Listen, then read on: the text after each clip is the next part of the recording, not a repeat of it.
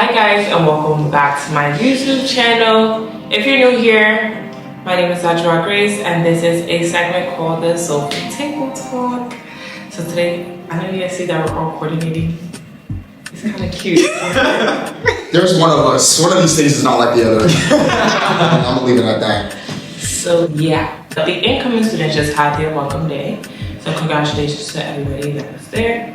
Is that really congratulations or welcome? Welcome. And I know a lot of you guys have been having a lot of questions in terms of the APs and the curriculum for the next 7 years, or mostly for the next semester coming up. So we are here to answer some of your questions. Let us start off with the curriculum for the fall. So if you dig around on the Sophie website, because I really don't know where to find it anymore, you find a lot of things, and that includes the curriculum map. The curriculum map is basically a brief, very brief, but informative outline of what classes you'll be taking for the next 7 years. It's not your typical college life at all. You don't get the freedom that you think you get. Okay? Really, I feel like the only two classes you need to worry about is that bio? Bio 207 and physics 203. Yeah. So as an incoming freshman or incoming U1, you start off with the fall taking Bio 207, which is a senior level bio. FICWIS, which is freshman inquiry writing seminar, which is a Sophie course. Physics 203, which is a higher level physics, if I'm not mistaken. Is it? I think that might be entry level. Entry level physics. You take NSS 1, which is new freshman seminar, which is also a Sophie course. And then you will have to take World Civ if you do not have the credit for it. Like your elective, maybe? And personally for me, I wouldn't suggest taking an elective in the fall. Oh, you don't have to? No. Get accustomed to being in college because it's very different. It's easier said than, like, is it? Easier said than done. Is it? No, I don't even want to say easier said than done, but it's easier to say, but when you experience it, you'll understand it, right? It's very different. Personally, I have to take all, 5-6 classes my freshman year, well, my freshman fall, because I did not place out of any courses. Some of you will be able to place out of courses such as World Civilizations. And maybe physics. Maybe. But besides that, for the fall, that's the only thing you can place out of. Enjoy the freedom you have. Enjoy it. Also, please don't slack on your classes in the fall. Do not slack on classes like NSS or FICWIS. Those are classes that most people expect you to get A's in because they're very easy and they require less work than your other classes. Not that they don't require a lot of work, but it is less than your other courses.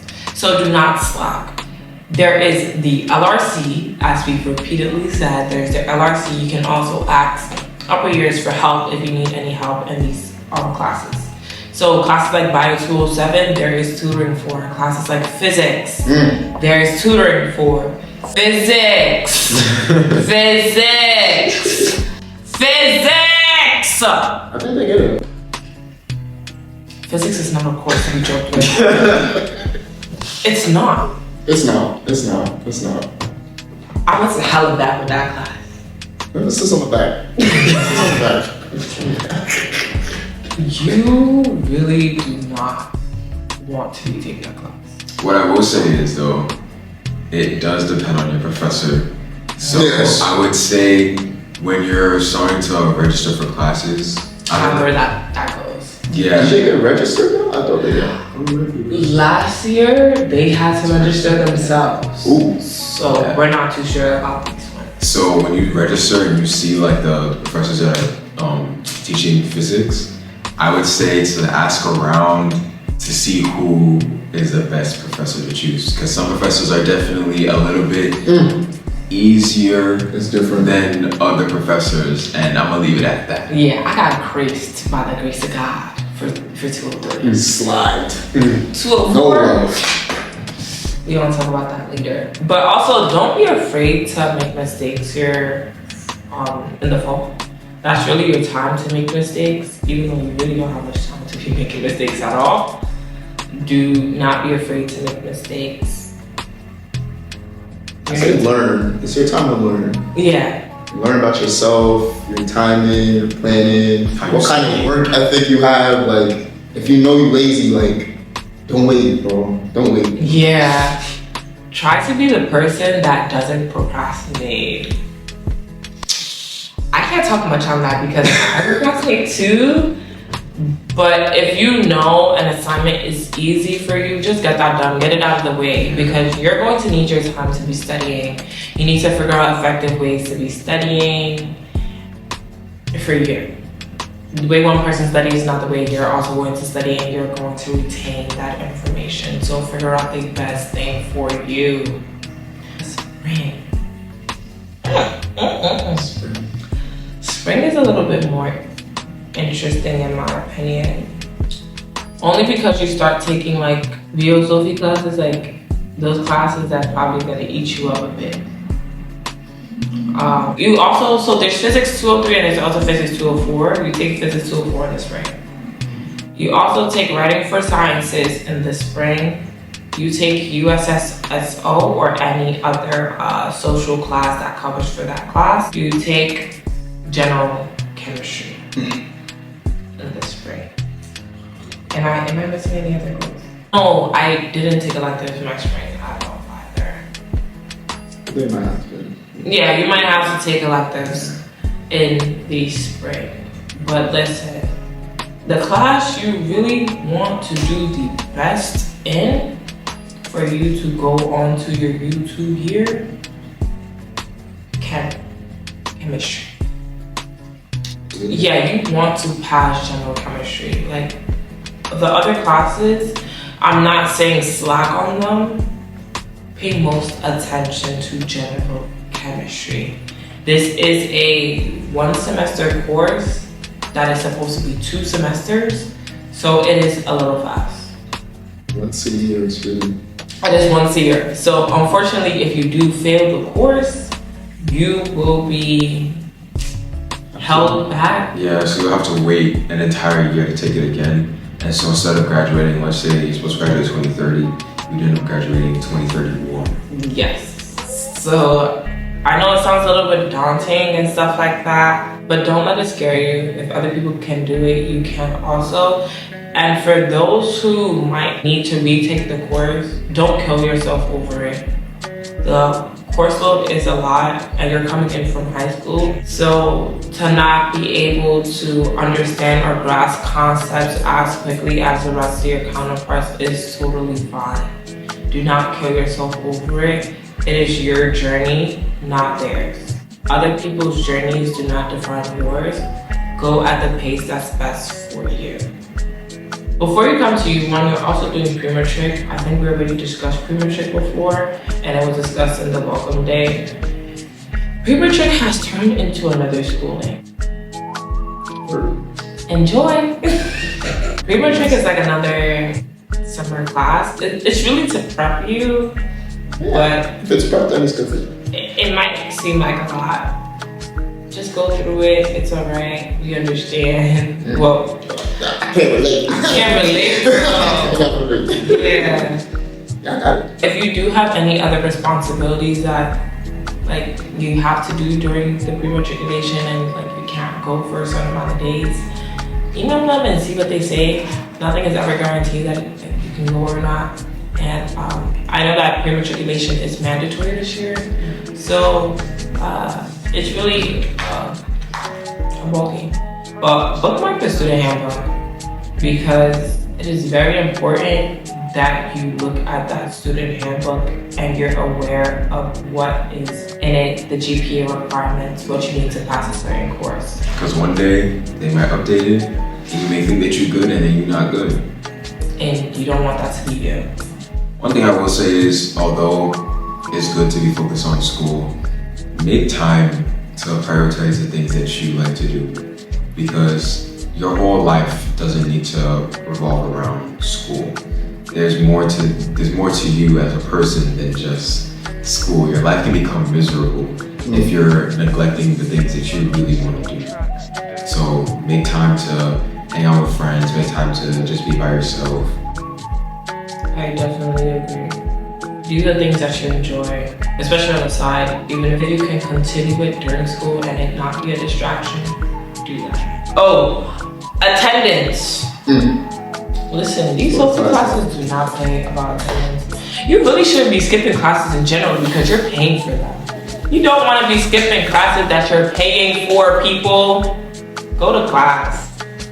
If you have to miss class for a certain reason and you know that your professor is really strict on attendance, like some of our classes, you have to be in attendance at least 70% of all the classes, right? I would say to make sure that you email the absence committee. Because if you have an unexcused absence and your professor's like really strict on that, and you absent, you don't have an excuse, you're gonna be penalized. Yeah. Like, it is what it is, you're going to be penalized. So the absence committee, absence person, they're pretty nice people. Just email them and they'll get back to you within a couple of hours or the next day. Yeah, but they answer pretty quick. I think when I emailed them, he responded in like 20 minutes. Guys, make friends. Because you're not gonna make it through the program without friends. Oh. Yeah.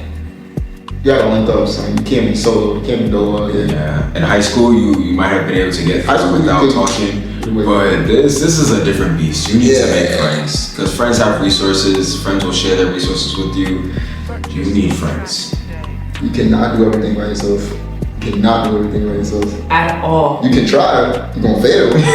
You're gonna fail. If you're going to only take one advice from us, take the friends one. Just a link up, son. Find someone. Just one other person. Just take the friends one.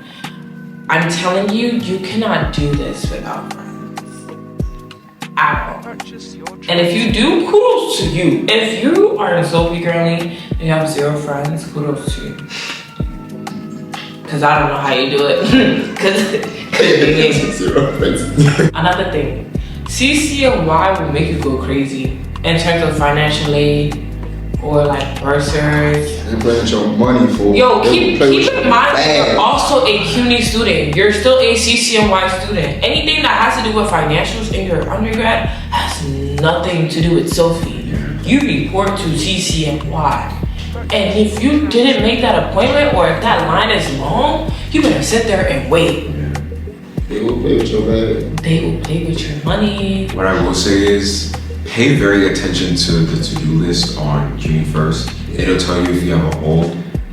Sometimes the holds will prevent you from being able to register for classes. You do not want that because, especially with the CCNY classes, you need the first pick. Yeah. So I would say to make sure that you don't have any holds on your accounts, or at least any holds that says that's going to prevent you from registering for class. Also, just know that if you are paying for school through TAP, FAFSA or Excelsior or any other scholarship. Yeah, you have to be a full-time student, which means that you have to have at least 12 credits applied to your major, right? Now, here's the thing. Your 1 year, right? You have 12 credits, at least 12 credits already, right? Even if you place out of road civ and you don't have any electives, you still have 12 credits. Now, the thing is, you need to check to make sure that the classes are being put towards your major. Because me personally, I had a situation where one of the Sophie classes wasn't being put toward my major, and it made me ineligible for TAP and FAFSA. So I had to go to the bursar's office, then they had to explain that it had to be put towards my major, so then I had to come back to Sophie and ask them to move it towards my major. So if you end up in that situation, just know that you can email somebody at Sophie and they'll be able to move it towards your major so that you'll be eligible for FAFSA and TAP. But just make sure that you are always on top of those things, because when you're not, it can mess around with your money, it can mess around with your registration, and it's just a headache overall. And you don't want to be worrying about these things while you have to study for exams and what class and stuff like that. I don't know if you, any of you guys that are watching were there during interviews when we had to register for classes. Classes are literally on a time basis and they give you a time. And if you don't have the earliest time and you're applying for certain classes, even Sophie classes and stuff, like some classes have labs to them. And if you want a particular lab, you want to be one of the first people that have that opening. And if you don't, you literally, it's Hunger Games. It's Hunger Games in here. Listen, I always get mine. Yeah, because you're always first. I'm first picking a draft.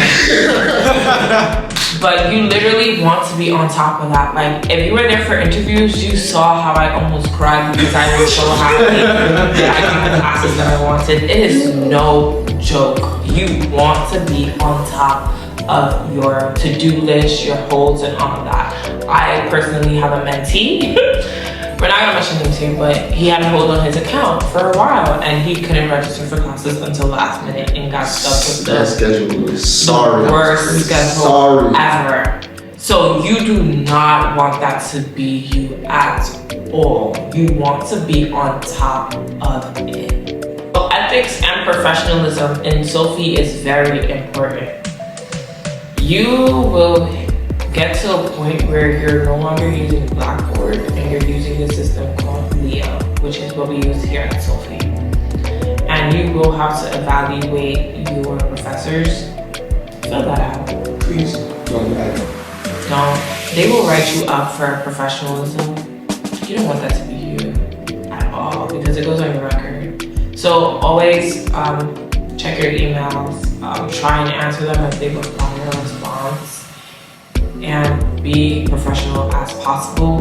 When you're sending emails out, because I heard of this, I felt so disrespected for the person, the faculty member that experienced this. When you're emailing faculty and staff, do not call them by their first name. It is Dr. So-and-so by their last name.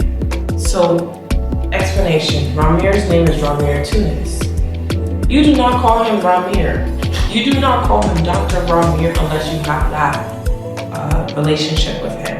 His name is Dr. Tunis. To you.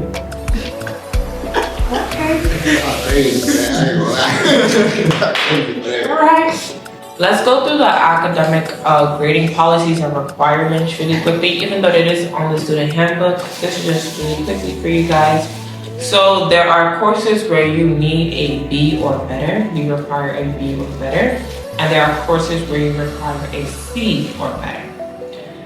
When it comes to all CCNY courses that you will be taking, anything that does not have the initials MED for the most part, except for a select few, you will need a C or better. Majority of the classes that have the prefix MED/med on them, you will need a B or better, except for the selected few.